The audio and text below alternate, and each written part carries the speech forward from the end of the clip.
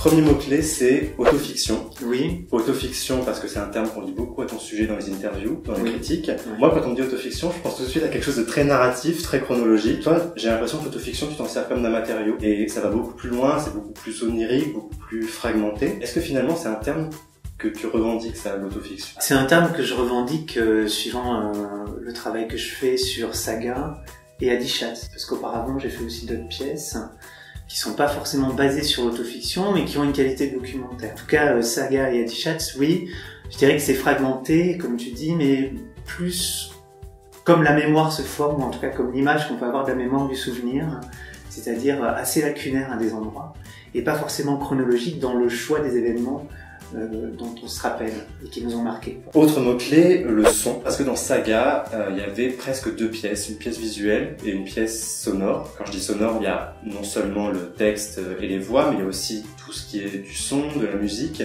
C'était presque une pièce radiophonique qu'on aurait pu extraire. Ça aurait pu être un objet indépendant. Ouais. Est-ce que c'est un travail que tu as continué sur ton prochain spectacle? Sur Bernanos, oui. J'ai travaillé beaucoup avec les comédiens sur la structure du texte et sur la partition musicale, en quelque sorte, de tout ce roman-là, en y ajoutant d'autres textes qui sont les correspondances de Bernanos. Et donc Bernanos lui-même est présent au plateau et répond à son œuvre. Le son est une partition en elle-même et les corps, eux, aussi travaillent à un autre endroit. Donc les différents espaces sont fragmentés, du coup, se rejoignent à des moments donnés et s'éloignent au fur et à mesure de la pièce.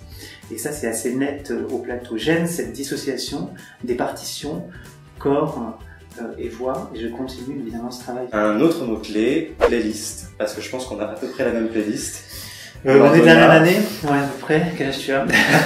Madonna, Lady Gaga, Céline Dion. Ce que je trouve fou, c'est que tu as réussi à te raconter à travers quasiment que ces textes-là, puisque le texte de Adichat Adieu, c'est au moins 50% de ses chansons. Ouais, c'est la première partie. Ouais. Comment tu as travaillé ce collage? Pour Madonna, je dirais que j'ai fait une sélection en fonction de ce qui me restait de ma mémoire d'adolescent. Et surtout les thématiques qu'elle développe sur la sexualité, sur l'ambivalence, sur la religion. Toutes ces thématiques liées, je dirais, à la culture populaire. Le montage, ouais, c'est finalement comme une espèce de jukebox, quoi, qui nous rappelle combien ces chansons étaient importantes à certains moments, parce qu'elles sont ancrées aussi dans des événements. Les chansons résonnent de manière plus personnelle et questionnent de manière plus profonde a cappella, donnée a cappella, c'est-à-dire sans l'artifice musical, une parole, et celle d'un adolescent, en l'occurrence celui qui l'interprète. Et puis c'est vrai qu'elles apportent aussi une époque. On a forcément cette musique qui revient sur une année précise. C'est ça.